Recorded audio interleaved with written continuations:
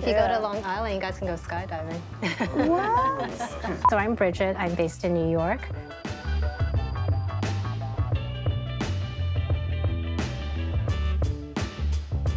I am an experienced design senior analyst here at Accenture, and the program I chose at CareerFoundry was the UX immersion.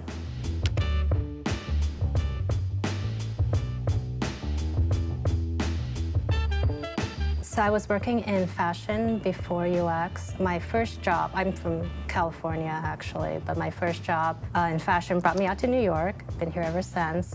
It was great. I was working mostly in bridal design, so the idea of, coming in every day to make someone else's dream come true was, kind of what kept me going. And I met a lot of great people. I've never met, more hardworking, loyal people. But it's just, I think the industry as a whole, and, for me, the pay wasn't great. So I think in the end, the issues that I had with fashion in general, when the pandemic hit, as it did for a lot of people, it kind of put a magnifying glass on those issues, and I started taking a closer look, like, is this what I really want? Because, I was working, it was like a regular, like, Monday through Friday, 9 to 5 type of job, and I didn't have an issue going into the office before COVID, but after that, we were called back into the office pretty soon after quarantine. So I think that was like the final straw that made me think, like, is this what I want for myself long term? Is there a more flexible option for me? But my skill set was so specific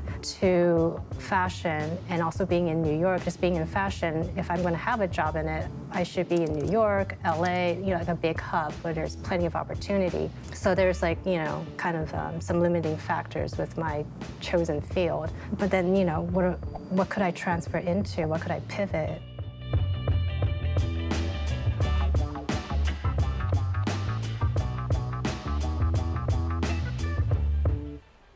So I initially looked at UX design, but I thought, oh, it's too techy, I'm not an engineer. But it was actually my engineer friend at Google who mentioned it again, so I took a second look and I said, oh, actually this could be something I could do. So that's how I landed in UX. It's a lucky recommendation. Yeah, exactly.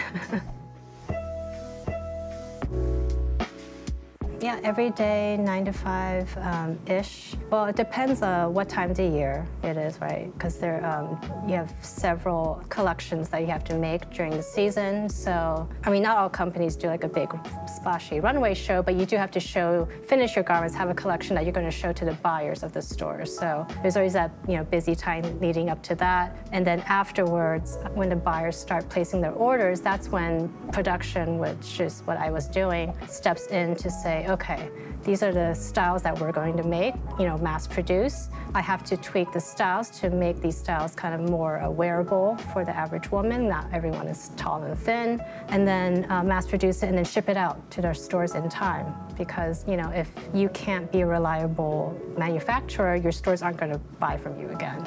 And then your business, is not going to do well. So. At the end of the day, they're both design. The process is very similar. You start with like ideation, you take your past, you look at competitors, what they're doing, you take a look at your past history, which styles were selling well, what worked for you in the past. To create a new collection, you start with sketches or wireframes. Then you make a sample of the garment or a prototype, you test it out. We would put it on a fit model, she would tell us what's working, what's not. That's when you could do like user testing, and you iterate until you get to the final product, but even after you release the final product, you're still iterating to get it, nice and perfect. So that was kind of part of my elevator pitch when I was interviewing. I was like, I've been practicing design thinking for over 10 years, so yeah. It's a great transferable skill. Yeah, exactly. And also just knowing Photoshop and Illustrator, it made me able to pick up Figma, Sketch, Adobe XD like that much quicker, so.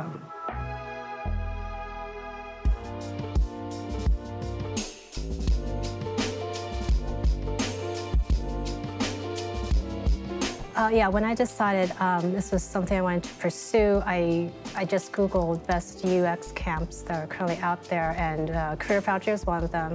And I made a huge spreadsheet kind of comparing the ones that are out there. And what I liked about CareerFoundry is that you guys were already online versus the other ones who had to scramble, when COVID hit, had to scramble to get their content online. So that was one.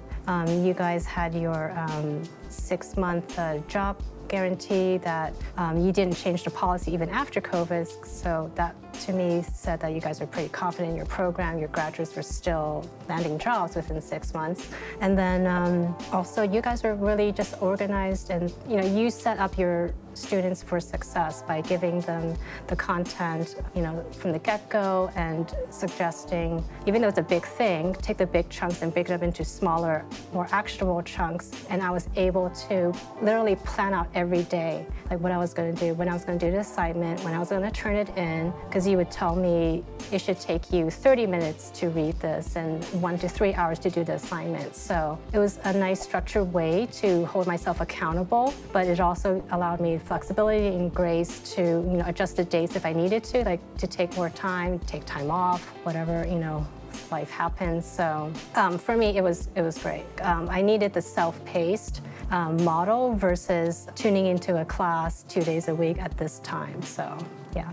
To fit in your flexible life. Yes, yes. At the time, I had a full-time job and a family, so.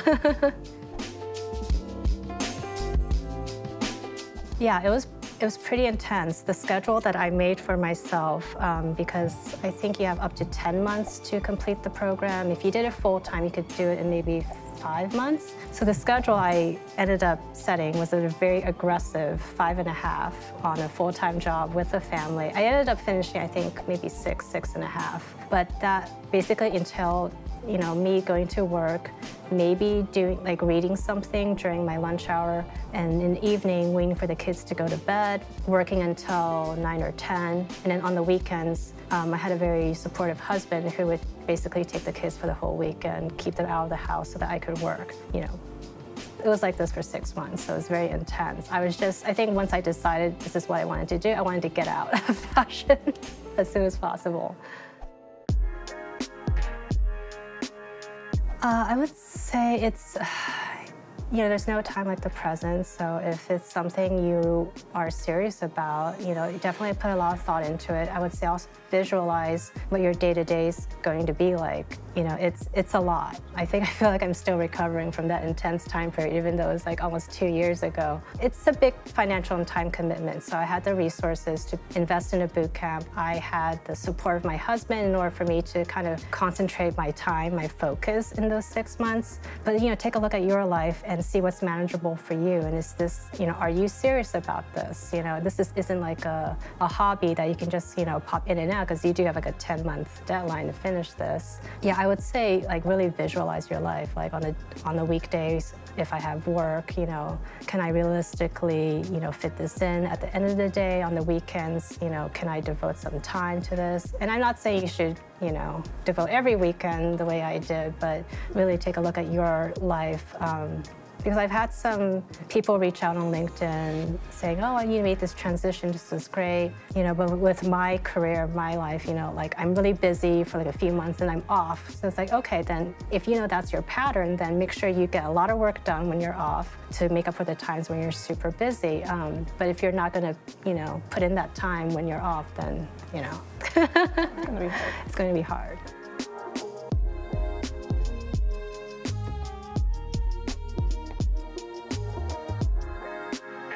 Yeah, once I had my little daily schedule set, at the time, I was commuting to work, taking the subway, so I would read. Since your content is already online, I would read in the subway. I would read during my lunch break, and then I would wait till I got home to do my work. And at some point, I switched to Figma because it's browser-based, so sometimes I did a little work during my lunch break at work. But I found ways to get the work done. I had a really great mentor. I would say that she probably one of The reasons that I worked so hard and wanted to put in like my best foot forward, I think from the get-go, her energy was very infectious. She was like high energy. Well, I mean, all the mentors have been in the field for, quite some time. And I really looked to her as, like for advice and all that. And she was always pushing me to be like, this is good, but I think you could do better. And, not even really giving me tips on how to make it better. It's just like, yeah. I had to like kind of figure it out on my own. And I really, I owe a lot of, I think, my success to her. And then we still keep in touch, so it's nice. Who's your mentor? Jasmine Hong. So shout out to her. Shout out to her.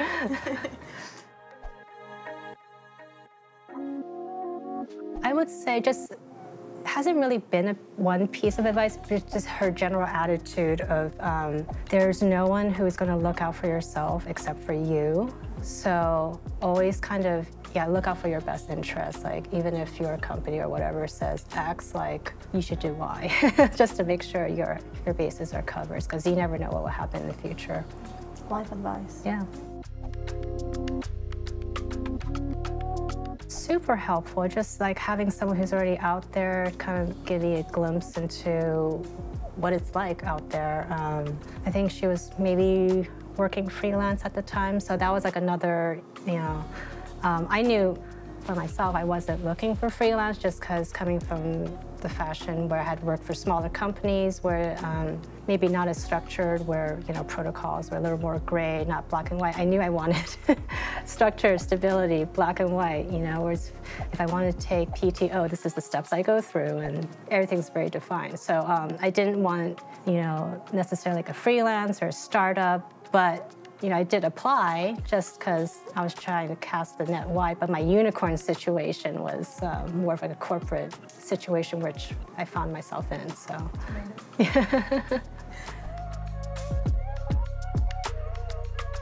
I chose UI. There's UI, I think something with voice, kind of like Alexa type stuff, and then front end for designers, which I knew I wasn't gonna even, I was like, that's out. I think voice was interesting, but I knew I was more of a visual person, so I chose UI.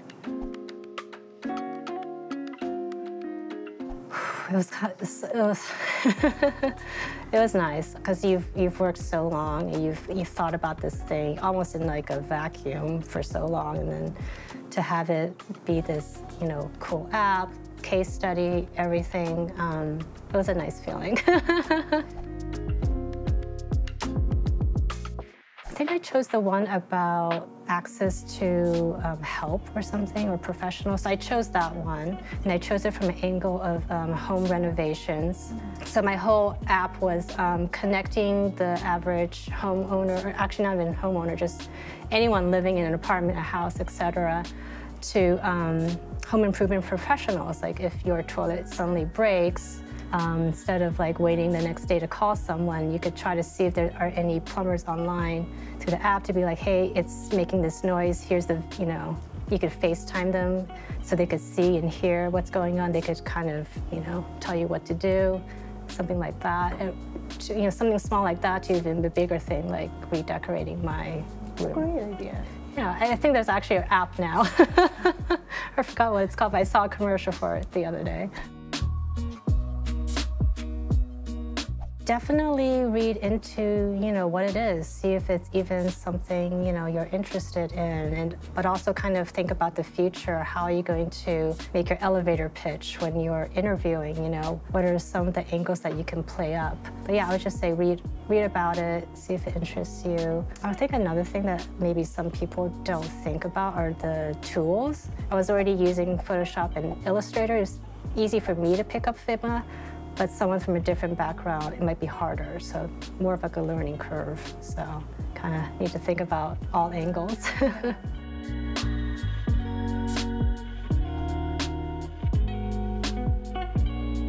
I'm not sure, because I think I feel lucky and blessed that it worked out the way it did.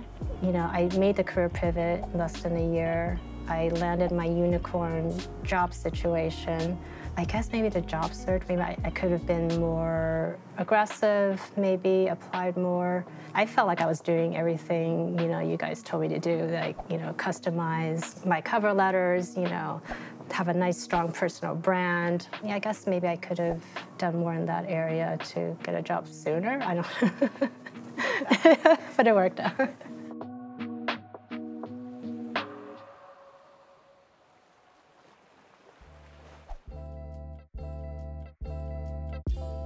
If I'm on a project, there will probably a stand-up in the morning just to touch base with everyone, to let my teammates know this is what I worked on it yesterday, this is the progress I've made since then, and any kind of possible blockers I might have. There could be a design session with the other teammates, or it could be a heads down time. There could be a client meeting where we kind of show them our progress, get their feedback. Yeah, it kind of maybe depends on a certain day. There are also meetings with my group where we meet as a group on a weekly basis for like general announcements, yeah, things like that. So it's a lot of meetings, but I think at least at my current level, it's a lot of downtime for me to do the actual work, so it's nice.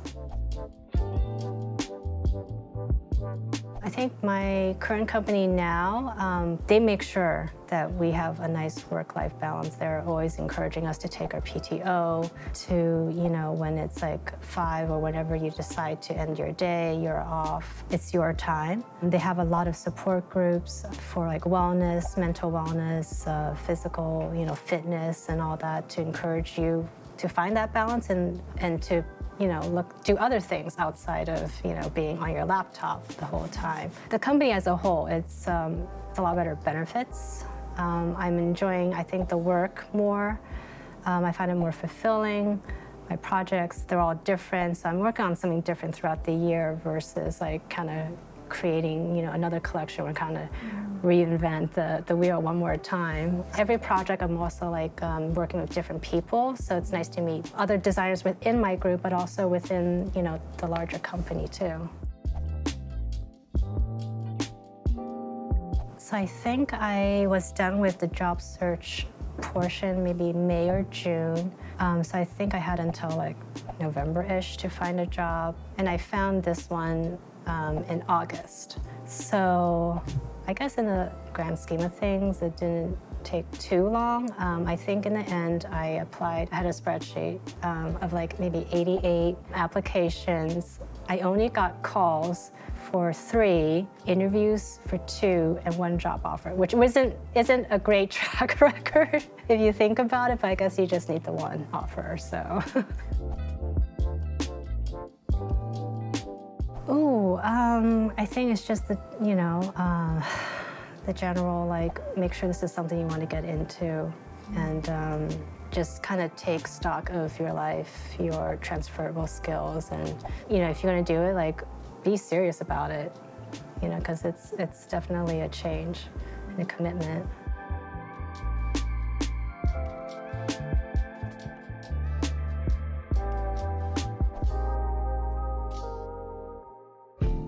Yeah, I really played up fashion design as being still part of the larger design field. I was saying that it's a very similar process going from sketch to prototype, iterations, final product. So I was able to say that I've been practicing user-centered design for many, many years.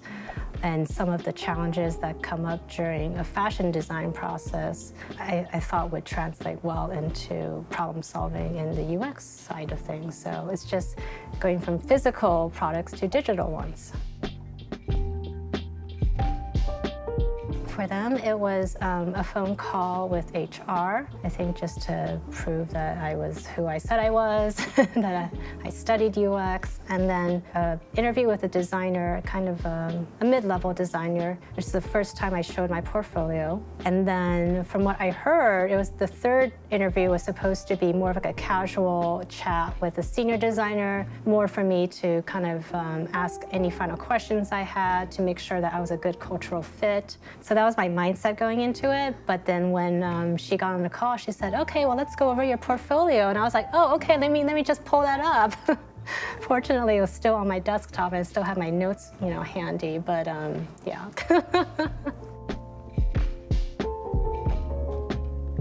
No, she was super great and keeping me positive about the experience because I, wasn't really hitting a lot. And the one other interview that I had, which I'm glad I didn't get because I think it would have been not a good long-term fit. She had some opinions about this person after I told a little bit more about him, showed her his LinkedIn profile, but so, yeah, so she was like, I think it was okay.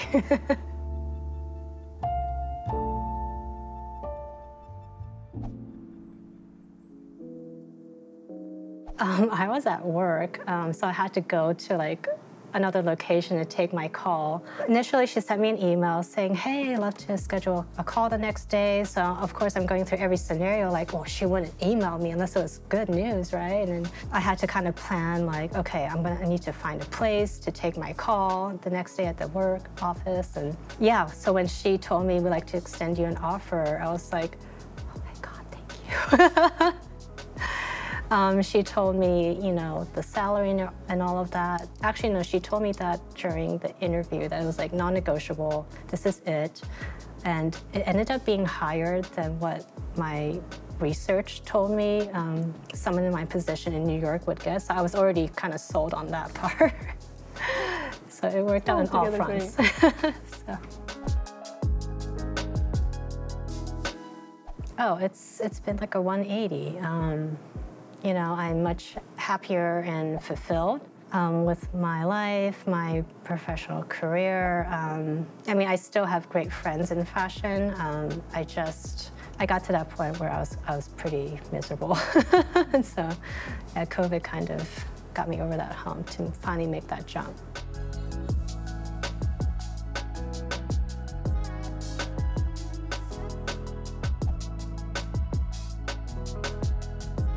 What I really liked about my particular group that I'm in right now at my company, there's a really nice small community feel, even though it's a really large company. And I'm always looking for ways to kind of make transfers or new joiners, kind of feel welcome and to feel that sense of community as well. So I'm kind of looking for ways to pay it forward. I joined the onboarding task team to make sure our onboarding process makes sense, is clear, and it works well. I just want to, share my knowledge and joy of working in tech. Oh, God, it's more of a phrase. Because it's helped me so much. It's definitely, oh,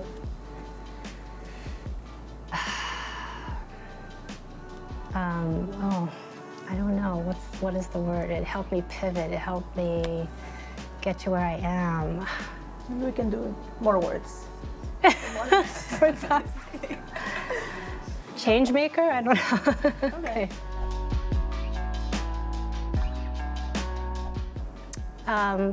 Fulfilling.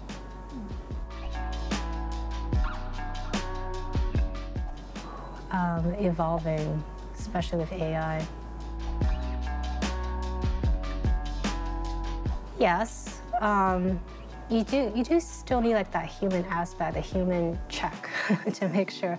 Because AI is great, but it's only good if the data that's drawing from is accurate. So I don't necessarily think AI is going to replace designers. I think designers will be replaced by designers who know how to use AI well.